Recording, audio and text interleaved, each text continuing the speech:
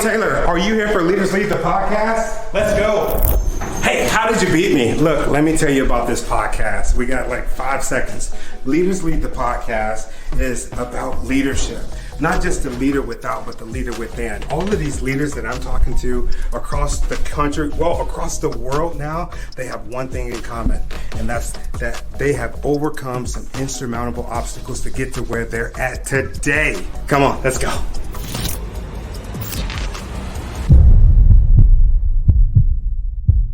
Welcome, everybody. I'm super excited. I've been talking about this for quite some time. I get to talk to one of the legends in the game. He probably won't tell you that he's a legend, but I consider him to be a legend. I've been watching his story over the years. I've been learning things about marriage, learning things about overcoming like the odds that you're going through, and just kind of listening to his story and just being inspired. I was talking to him in the green room for the past 15 minutes. And I'm just like, man, I got to start recording because these are some actual gems. So welcome, everybody. It is Mr. Anthony Trucks. Hey, man, how you doing? I'm good, brother. I'm good. Thank you for doing this. Yeah, I'm excited, man. This is I've done about today like 10 podcasts. This is the first one where I'm not interviewing. So I get to hang out and I get to talk now as opposed to just listen. Yeah. You know, when you said that, I started thinking about this video that you did last week, and you were talking about your schedule, and you're talking about all the things that you had to do. And dude, it struck a nerve with me. Like it hit me hard because when I look at our schedule, and I do kind of the same thing that you do as far as the speaking and the coaching. Yeah. And there's a lot of times that I'll look at my schedule and I'll say, oh man, there's a lot up there. Can we move this day? Can we move this day? Somebody will call in and say, hey, we need you right now. And I'm just like, that's not enough notice. And I'm just like, oh my God. But I'm riding my bike and I'm listening to you. You're live. And I felt like this dude is like cooking my soul right now. I like pulled over. I pulled over and I watched the rest of your live, and then I went live too. And I started talking about the video and how I was going to do a better job. And me and my wife, dude, our calendar right now is cooked because of you. Can you talk a little bit about that before we get into anything else, man? Like, what prompted that video? The life I'm in the middle of right now. This is the beginning of the third week of pretty much straight, like 6 a.m. to about 9 p.m. days. And it's not all work. Just so I'm clear about that. I usually end the workday at about 3:34, but then I do family stuff. My wife has businesses where I help her do things. My kids have stuff going on. I take care of my health and exercise. And then at the evening from 6 to 8 p.m., I am my son's football coach. So his football season started 2 weeks ago. And man, the last couple of weeks, quite literally, it's all day long. Last Wednesday was the worst. 6 a.m. I was on like this. I had a break for exactly 60 minutes before I had to leave. And I got a 30-minute workout, took a shower, was in the car. And I didn't get home, I think, until like 8:30 or something.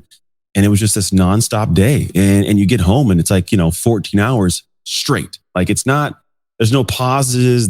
My schedule's packed because it's how I run my life. And the reality is I look at that and a lot of people go, dude, what are you doing? You're burning yourself out. You're freaking out. And I go, man, my schedule's not always going to be this way. It's not always going to be packed the way it is. However, there will be things that edge up that take a great deal of mental acuity and mental energy. And if I haven't prepared for that, if I haven't built that mental muscle leading up, I will falter when I need to be successful. My brain won't focus. I'll be low key. So I look at this window and I'm like, 3 weeks, I have about one more week of this. And then it actually tapers off. But I'm not looking at this as like, oh, I can't wait to get out of it. I need to go. I'm like, bro, give me, can I handle it? I'm still good. I'm managing my emotion, managing my energy, all that stuff. Because I realize there'll be a point later on when this energetic level will be easy for me.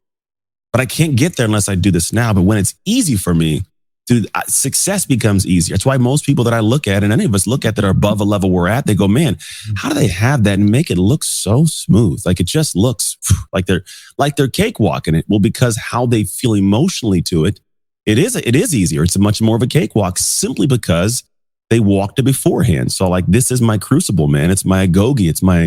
It's one of the moments for me where I look at it and go, I actually fought my tail off to get successful enough for people to want to be around me or talk to me this much. So this is what the outcome of my labor is. I embrace it. Ooh, I love that.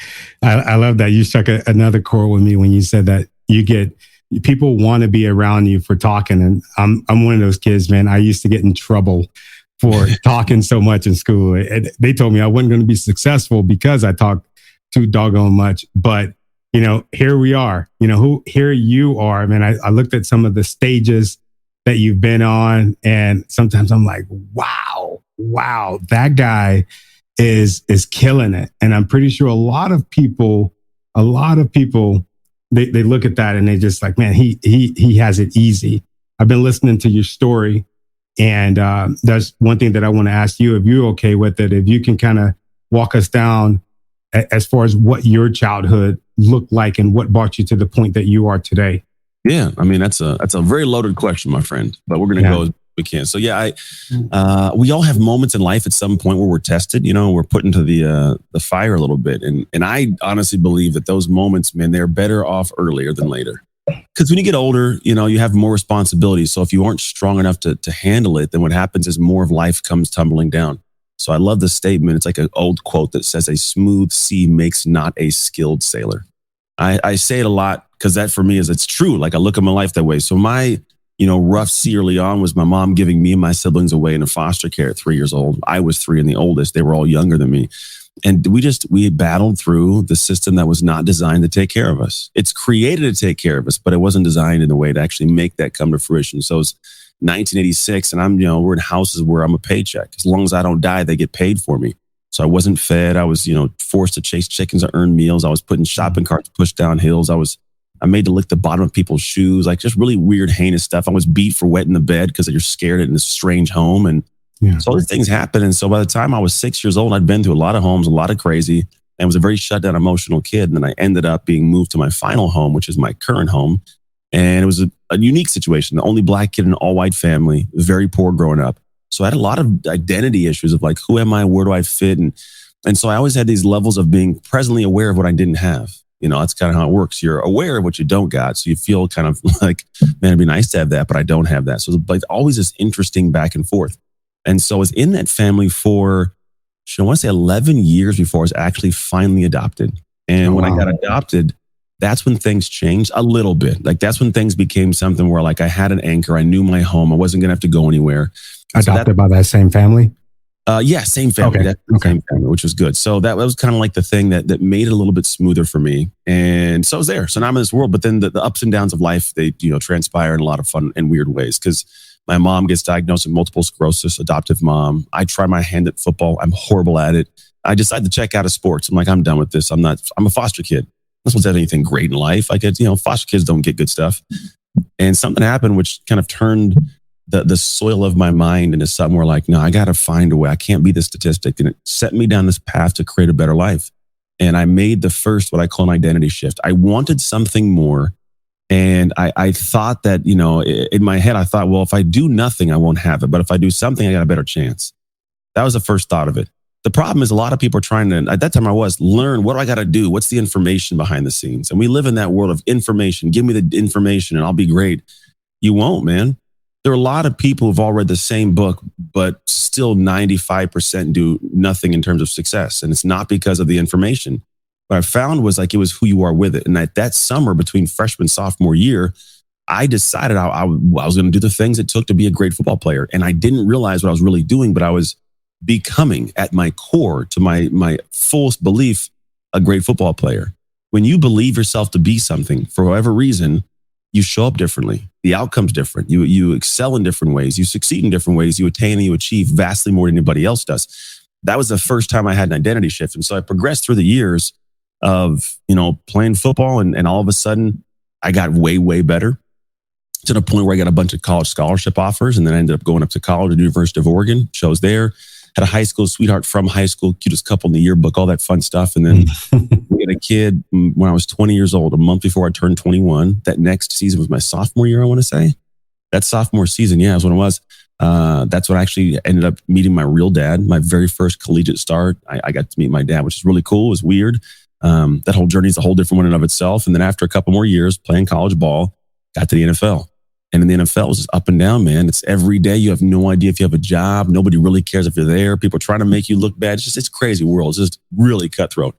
And after 3 years, man, I ended up tearing my shoulder in the first preseason game playing against the Philadelphia Eagles with the Pittsburgh Steelers, and came home, man. At the time, I didn't realize it, but it was the end of my career. It was the end of the season at the time, end of my career. And I lost the entire sense of who I was. And we all have these moments where we end up looking back, and no matter how it took place, by choice or by chance, mine was by chance, but some people choose to leave a job, to leave a relationship, to start a business, whatever it is. Well, when you have that happen, no matter how it happens, when you wake up one day and realize you're no longer doing that thing you used to do, you question who you are. Who am I? What do I do? How does this fit? What's today going to bring, right? And so we leave ourselves in these weird spots of trying to figure out, like, how do I navigate this? And that's where I was, a massive crisis. Now, a crisis doesn't always have to be the catalyst to growth and to ascension, but for me in that moment it was. And the funny thing was, it didn't change quick. Like, it wasn't like all of a sudden, like, this sucks. I actually went into a dark hole. I was suicidal at one point. I was divorced. I had 2 more kids than my wife. And before we got divorced, now I got 3 kids, and we're doing the whole custody battle back and forth. It was crazy. Business wasn't doing very good. I was almost bankrupt. So went through the ringer, man. And then after being in the fog for probably 6 years, man, I was 2016. I pretty much come to in a weird way as my mom, she passes from multiple sclerosis, and I'm in the room holding her hand when she does. And it made me refocus on, like, I am not living to my full potential at all. I was at the time in a 500 square foot studio apartment with my kids on an air mattress next to my bed. Like, it was tough, man. I was not in a good spot. I wasn't professionally doing much. I wasn't health-wise doing much. Business-wise, it just all falling apart. And then I remember I was like, I got to find a way to make this thing better. For my mom to just be able to say thank you. I got to get my life back on a positive track somehow, And as much as I like to say that was a big catalyst, everything took off. It didn't. It's weird how we do these things as people. We'll make a commitment, and then the commitment won't really come to pass the way you expect it to. Mm-hmm. And what it was 2 more years. 2 more years, man. Wow. And then I woke up about a year and a half. We'll call it a year and a half, actually. It was April, like a little under 2 years. And so I woke up on January 1st, 2016, laying next to some strange woman who'd come over from Russia. I'd done some stuff in business. I looked in the mirror, dude, complete overwhelming shame.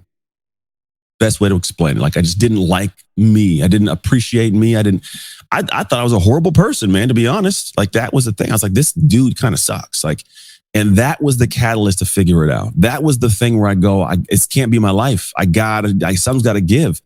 And I went into this think about it. It wasn't this catalyst crisis moment. It was the moment where I was like, I want better. I want more. And we all get those moments. We all have a desire of, like, I want better. I want more. And I again kind of asked the question of, like, in my head, well, who am I and who is that next level? Because when I was a football player, I was like, well, what do great football players do? Who are they? Mm. I never really asked that again until I get to this moment. I'm like, well, who is that guy? It's a good dad, a good business owner. He's in shape. He's a good husband. Who is that guy? And how do I become that guy? Not just where I'm doing that guy's things, but I identify. If somebody says, hey, who are you? I go, I'm a good husband. I'm a great dad. I'm a great business owner. I'm a great servant. Like, how do I make sure that I can say that with full vigor, that no one can poke holes in it? And I kind of went through this process of building that guy. And what I come to find is it's called an identity shift. It wasn't something that I, like, only I've ever done. We've all done it. It just usually is in the wrong direction, or it's slow and it takes forever and it's haphazard. So I started kind of unpacking the people I'd admired. I unpacked my own life, like, how do I navigate these things? And what happened is I figured how to do it. Like, I did it on my own. It took me like a whole lot of months, though, way longer than it should have taken. But fast forward like 10 months, I remarry my ex-wife after 3 years divorced. My kids have a present father. Business starts picking up and taking off. I'm healthy again. I'm in shape. I'm running around, being active, running Spartan races. Like, my life gets back to that point where it's churning, dude. It's just like, it's in a beautiful space now. I'm 5 years deep in that remarriage, and my life is amazing. It's weird it's scary how good it is. And I don't say that to have anybody be like, feel like I'm trying to say, like, better than yours. It's not the case. It's simply saying that in me being a leader and talking about this, I better be walking the talk. Mm. That's it. I better be living that. And it's work. My marriage isn't always amazing. I'm not always the best parent. I'm not always in great shape, but I'm fighting to be that guy as best I can. And so what I realized is, if you go back, you can actually proactively do this. You can choose to say, you know what? I'm tired of waking up each day and wanting a better tomorrow, but not being certain that I'm doing the right things today to get there, and not being certain that I'm going to become that person in time. Because the cool thing is when you are getting up every day, and here's the cool thing, like there's days people get up and they go like, what do I got to do today? And they like, oh, maybe I'll do this. Maybe I'll do that. You're completely lost. Like if you get up today and you didn't know exactly what had to be done and your life, you've already lost. You've lost, man. So I get up every day. My life tells me what to do because I planned out in a separate time who I wanted to be, what that person has, and what it looks like day by day. And so I created my life. And now I wake up and dude, Tony, I have no idea what I'm doing tomorrow right now. Wow. I have no idea. I'm not even kidding you. I know I got a speech later this week. I don't even know what time my flight takes off on Thursday for my speech. Like it's written though. It's written somewhere, right? Packing time, travel time. It's all there. Yeah. So what I can do is I can show up to my life and just give it my all. It's like you show up to a workout with the workout written. It's way easier to follow the workout when it's written than go and show up to the gym and go, what should I do today? Right. People do it every day of life. They're showing up to the gym going, what should I lift today? But if you don't know what you did last week and where you're going, you're not going to get in great shape. You can't hit goals that way. So I created that for myself in a structure that allows me to say, not only am I building a life that allows me to achieve cool, crazy goals, but I'm consistently transforming into the next level of myself, the next identity, and shifting into that guy so I can have all the things in life that guy has. And so that's been the journey of my work. That's where I show up. I do it in speeches. I have a book coming out. And the idea is like, I want people to fully grasp how incredibly important and useful and, man, powerful it is when you start conceptualizing what it means to make an identity shift. Because then you actually get to take the full use and access to all the information we're consuming and finally put it to use in a way that achieves the goal you want, but at the same time is transforming you into the person that you need to become. Wow. So what happens because I know our viewers, they've kind of had those ups and downs, kind of how you have. Mm-hmm. What happens when you're up, right? You're up and you're living your life and you're loving your life, and then boom, you get smacked in the face by something that's beyond your control. How do you get back up from that? Yeah, you fall back to your identity, because here's the thing that we would look at that moment and typically say, I need a great mindset. That's where people will usually go. You got to have a great mindset. If you have the right mindset, it'll do good. And I was like, you know what? I think mindset takes to the edge of like tools. There's tools you can use for your mindset. I can think through this and I want you to focus on this and do this. But at a certain point, you run out of them.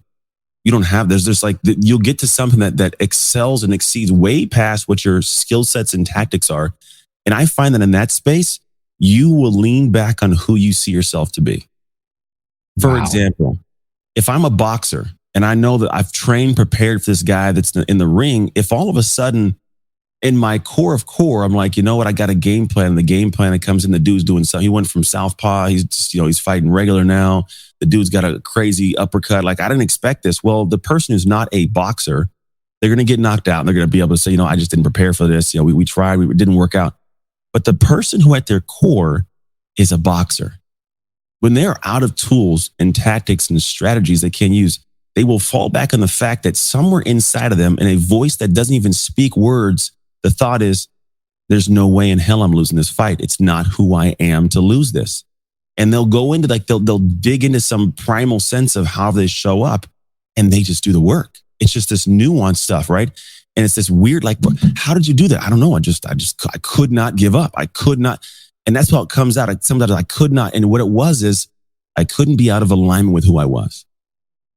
Wow. That's what it boils down to. People who are not, you will not live out of alignment with who you are. And so for me, when you fall in those moments, the idea is, yes, you do want to plan, prepare your mind. You want to have some strategies and skills. But to be quite honest, if you have done the work like I'm doing we talk about these 3 weeks, and you're doing that, you will find that you're always developing skills.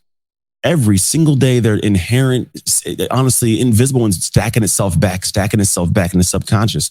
And then when you're met with those moments that draw of you more than the plan, you lean on who you are. And who you are will show up in that moment to fight that battle. Wow.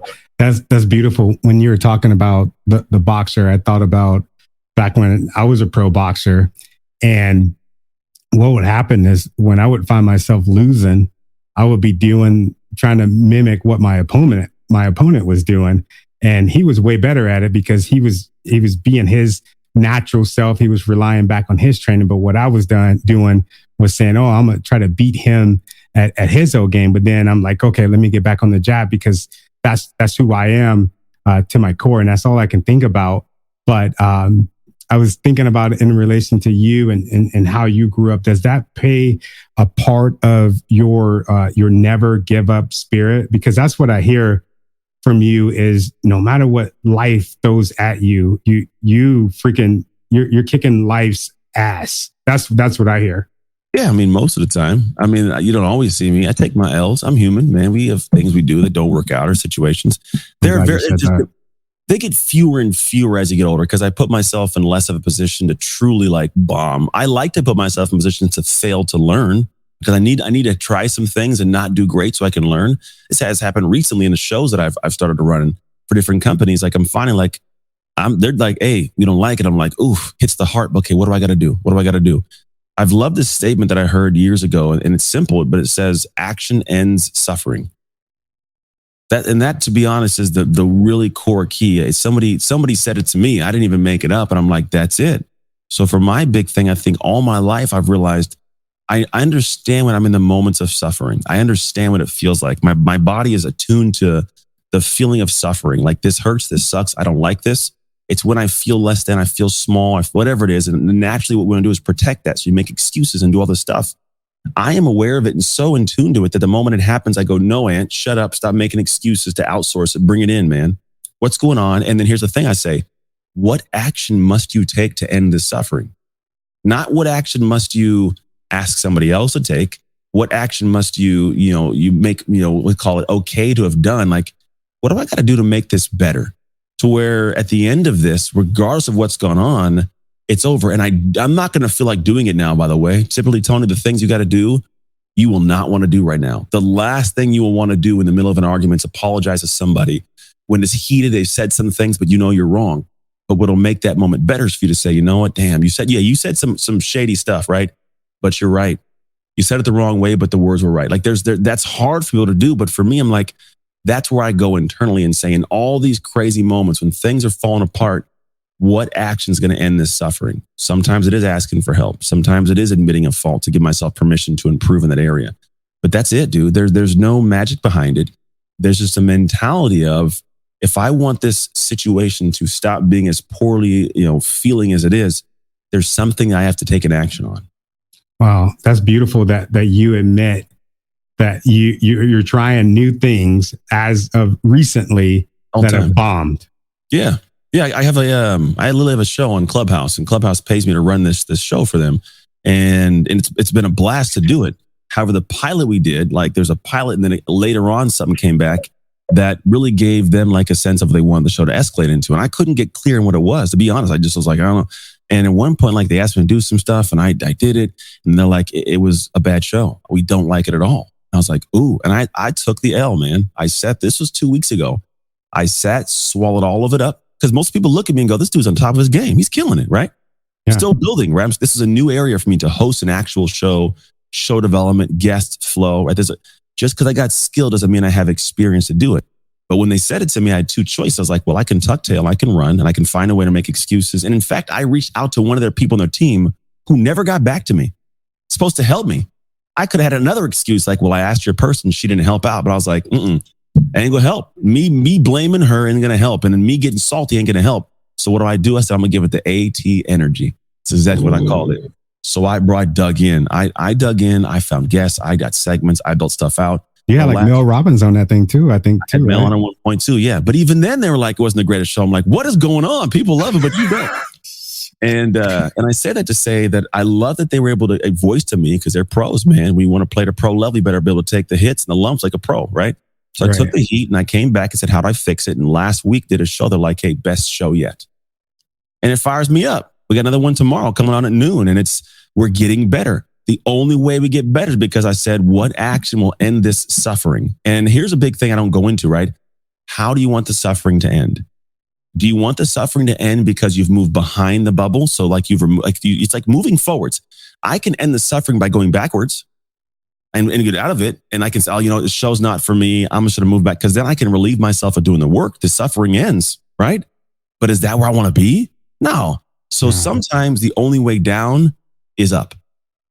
Wow. I know I know you got a busy day, and I know you're like, bring it on, but we're going to close soon because I care about you, brother. And dude, I'm freaking inspired by you. One thing that I want to know for myself, and I'm pretty sure the audience is thinking the same thing, is like, where did this come from? This ideology, like who do you study? Because I know some of the people, I look at Les Brown, I look at Brian Tracy, I look at all of these different people with these different ideologies, with different experiences. Like, who do you study? I study man's success. I don't know if it's a person, but it's a collective base. And here's what I mean by that. When I look at the identity that I want to become, there's a reason why I look at that. There's a reason why I say it that way. There's moments people run into where they'll have the information and then I'll say, hey, did you get it done? They go, oh, well, I had this going on, or my kids did this, or had a busy day, or my wife needed me to do. They'll get an excuse. That's a pretty good feeling excuse, right? And it makes them sleep well at night. But then I ask them, okay, great. Hey, the person who has all the success that you've said you wanted, would they make that same excuse?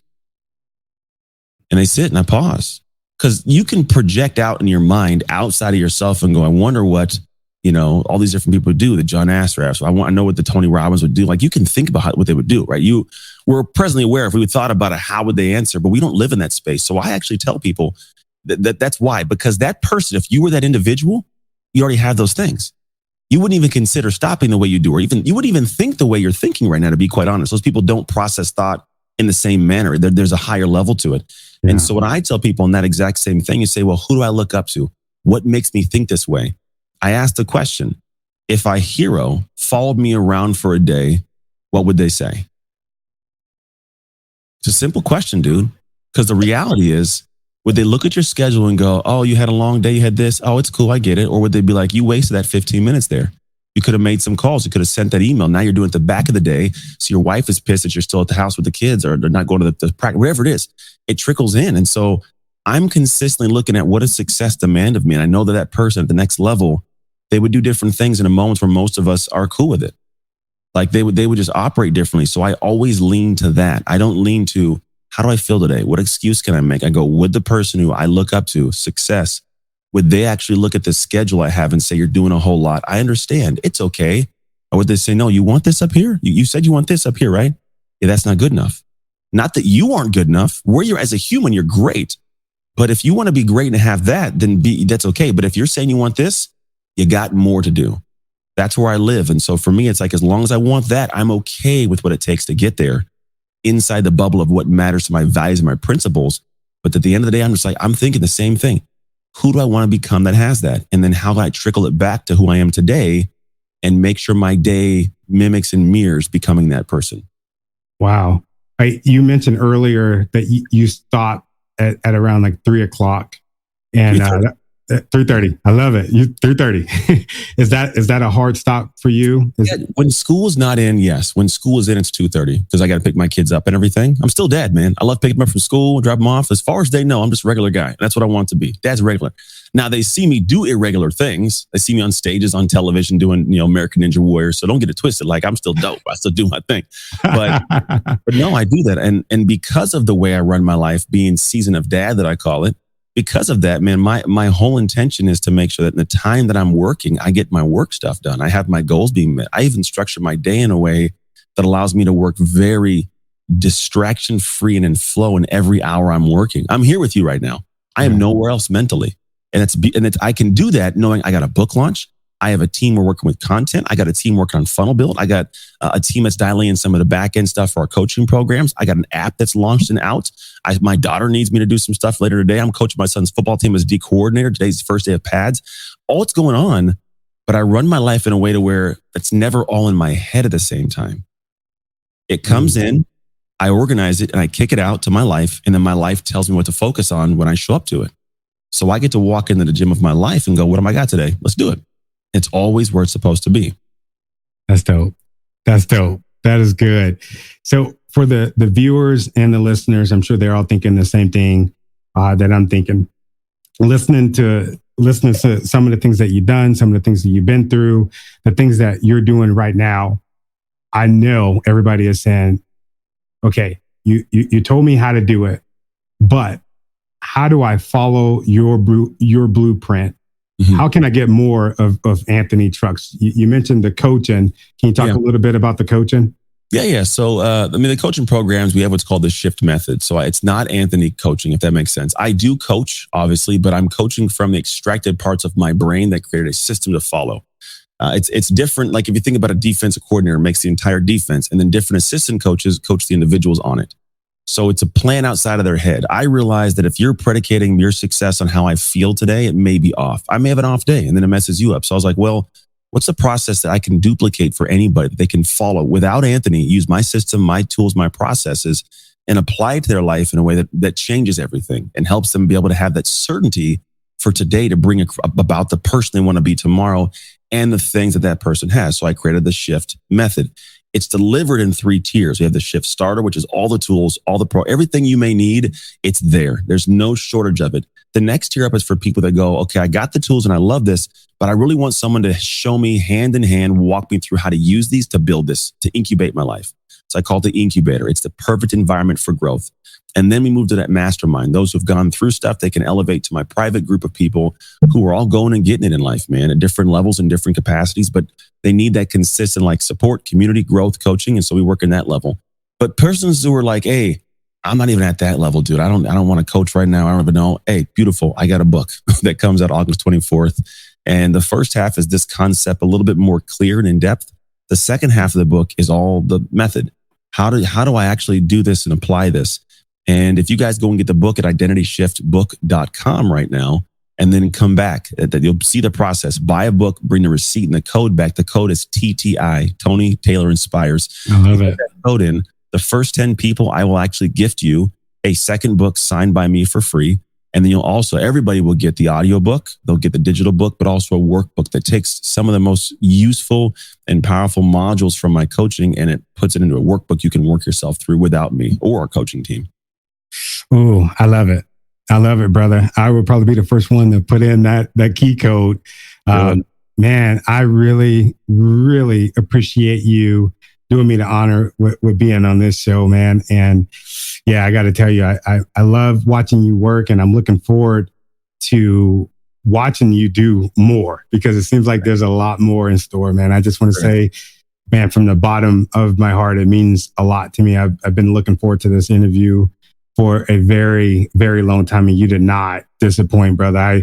I'm sitting here like, man, I wish I had my pen and paper, but I'm gonna go back and watch it and take notes, man. You are a masterclass all in itself, man. So thank you so much for being on the show. Awesome. Very welcome, man. I appreciate you having me on too. Thank you. Whew, that was great. If you enjoyed this podcast, well, I'm sure you enjoyed it. If you're still here with us, what I want you to do is head over to your favorite podcast and streaming network and give us a download, subscribe to the channel, and also let us know what you think about the show. And from the bottom of my heart, I want to say thank you for the things that you've done. Thank you for the things that you're doing. And especially thank you for the things that you're going to do, because I know that you're going to do something amazing.